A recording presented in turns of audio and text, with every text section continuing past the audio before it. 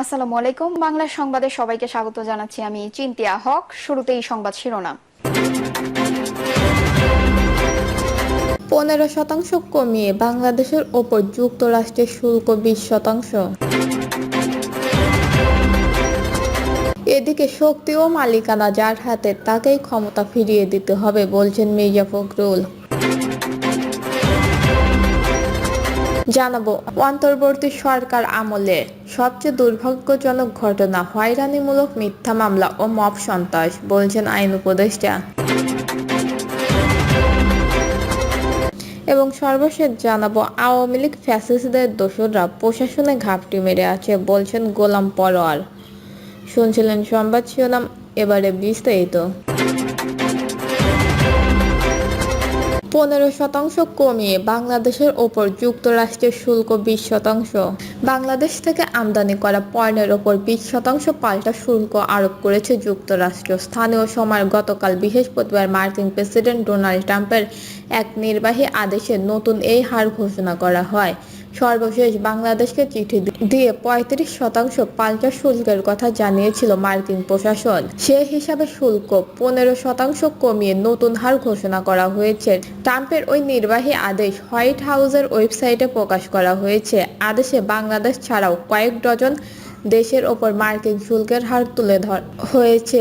অন্য দেশগুলোর মধ্যে পাকিস্তানের ওপর 19%, আফগানিস্তানের ওপর 15%, ভারতের ওপর 25%, ব্রাজিলের 10%, ইন্দোনেশিয়ার ওপর 19%, মালয়েশিয়ার ওপর 19%, মিয়ানমারের ওপর 40%, ফিলিপাইনের ওপর 19%, শ্রীলঙ্কার ওপর 20% শুল্ক আরোপ করেছে ওয়াশিংটন।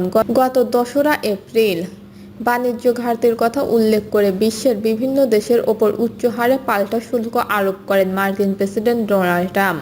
তখন বাংলাদেশের ওপর 37% শুল্ক আরোপ করা হয়েছিল। পরে 9ই এপ্রিল বিভিন্ন দেশের ওপর ওই শুল্ক 3 মাসের জন্য স্থগিত করা হয়। এ সময় শুল্ক নিয়ে যুক্তরাষ্ট্রের সঙ্গে বিভিন্ন দেশের আলোচনার সুযোগ দেয় ওয়াশিংটন। যুক্তরাষ্ট্রের 3 মাসের সময়সীমা গত 9ই জুলাই শেষ হয়। এর আগের দিন বাংলাদেশের অন্তর্বর্তী সরকারের প্রধান উপদেষ্টা অধ্যাপক ডক্টর মোহাম্মদ ইউনূস চিঠি দিয়ে ট্রাম্পকে জানান, বাংলাদেশের পাল্টা শুল্ক 2% কমিয়ে 35% করা হয়েছে।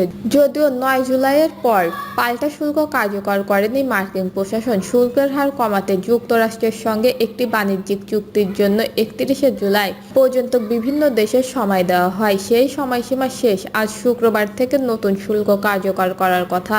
বাংলাদেশকে বর্তমানের গড় 15% ও নতুন পাল্টা শুল্ক 20%, অর্থাৎ মোট 35% শুল্ক দিয়ে যুক্তরাষ্ট্রের পণ্য রপ্তানি করতে হবে। তবে বিবিসির খবরে জানা গেছে, কানাডা বাদে 7ই আগস্ট থেকে সব দেশের নতুন এই শুল্ক কার্যকর হবে। পাল্টা শুল্ক নিয়ে আলোচনার জন্য বাংলাদেশের প্রতিনিধি দল বর্তমান যুক্তরাষ্ট্রের সফরে রয়েছে। শুল্ক কমাতে যুক্তরাষ্ট্রের বাণিজ্য প্রতিনিধির সঙ্গে টানা 3 দিন আলোচনা করেন প্রতিনিধি দলের সদস্যরা। গত মঙ্গলবার ও বুধবারের পর গতকাল বৃহস্পতিবার তৃতীয় দিনের মতো আলোচনা করা হয়।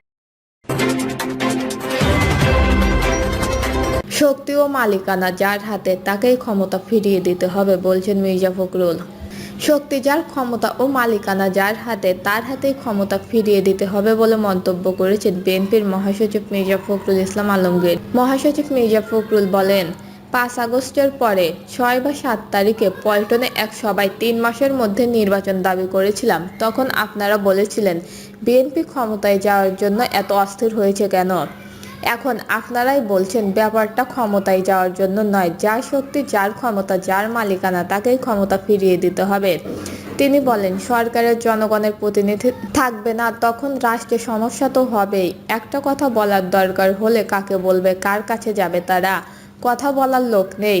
আগে সংসদ সদস্য মেয়রদের বলতেন, এখন তো কিছুই নেই। 52-এর ভাষা আন্দোলন থেকে 69, 71 ও 24-এ আমরা পেয়েছি। আশা করি সামনেও জনগণের আকাঙ্ক্ষা ফিরিয়ে দিতে পারব। জনগণের সমর্থন অর্থাৎ নির্বাচন নিয়ে সরকারে যাব।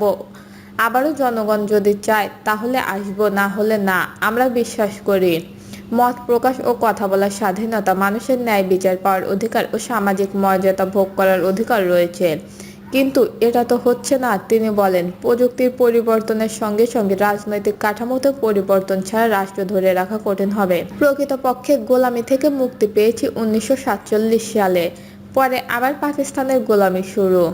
এরপর এখন বাংলাদেশের প্রভুদের গোলামি শুরু হয়েছে, গোলামিতেই আছি আমরা। বিএনপির মহাসচিব বলেন, ঐকমত্য কমিশনের 12টা বিষয়ে সবাই ঐকমত্য হয়েছে। মৌলিক ধারাগুলো একসঙ্গে আসার পরে জনগণের কাছে ক্ষমতা ফিরিয়ে দিতে হবে। অন্তর্বর্তী সরকার আমলে সবচেয়ে দুর্ভাগ্যজনক ঘটনা হয়রানিমূলক মিথ্যা মামলা ও মব সন্ত্রাস, বলছেন আইন উপদেষ্টা। হয়রানিমূলক মিথ্যা মামলা ও মব সন্ত্রাসকে অন্তর্বর্তী সরকারের আমলে সবচেয়ে দুর্ভাগ্যজনক ঘটনা বলে মনে করেন আইন উপদেষ্টা অধ্যাপক আসিফ নজরুল। তবে মিথ্যা মামলা থেকে অভিযুক্ত ব্যক্তিকে মুক্তি দিতে ফৌজদারি কার্যবিধি সংশোধন করা হয়েছেও বলে জানান তিনি। আইন উপদেষ্টা বলেন, মিথ্যা মামলা নিয়ে আমরা বিরক্তি ও আপত্তি বহুবার প্রকাশ করেছি। বারবার আপনাদের বলে আমাদের সরকার আমলে সবচেয়ে দুর্ভাগ্যজনক যে দুটি ঘটনা, একটা হচ্ছে মিথ্যা মামলা হতে পারে কিন্তু মিথ্যাভাবে লোককে ফাঁসানো মানে হয়রানিমূলক মিথ্যা মামলা, আর একটা হচ্ছে মব জাস্টিস, মব সন্ত্রাস। আমি বলি এই দুটো আমাদের খুবই পীড়িত করে। আইন উপদেষ্টা বলেন, মিথ্যা মামলা ঠেকানোর জন্য বা এই মামলা থেকে অভিযুক্ত ব্যক্তিকে মুক্তি দেওয়ার জন্য ফৌজদারি কার্যবিধি সংশোধন করা হয়েছে।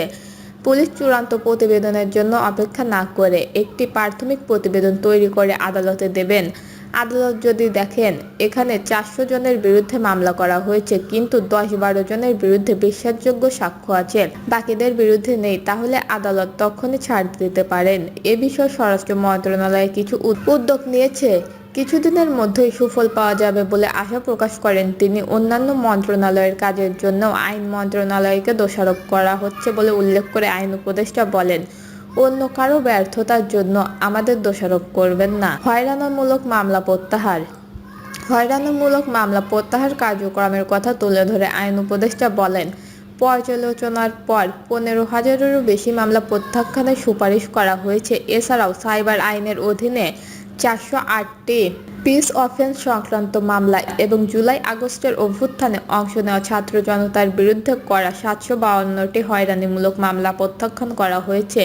এইসব মামলা প্রত্যাহারের কারণে কয়েক লাখ রাজনৈতিক নেতা, কর্মী ও স্বাধীন মতের মানুষ হয়রানি থেকে রেহাই পেয়েছে। সংবাদ সম্মেলনে আইন উপদেষ্টা তার মন্ত্রণালয়ের 1 বছর কাজের চিত্র তুলে ধরে বলেন, আন্তর্জাতিক অপরাধ ট্রাইব্যুনাল আইন 1973 সংশোধন করে আইনটিকে ন্যায় বিচার আন্তর্জাতিক মানদণ্ডের সঙ্গে সামঞ্জস্যপূর্ণ করা হয়েছে।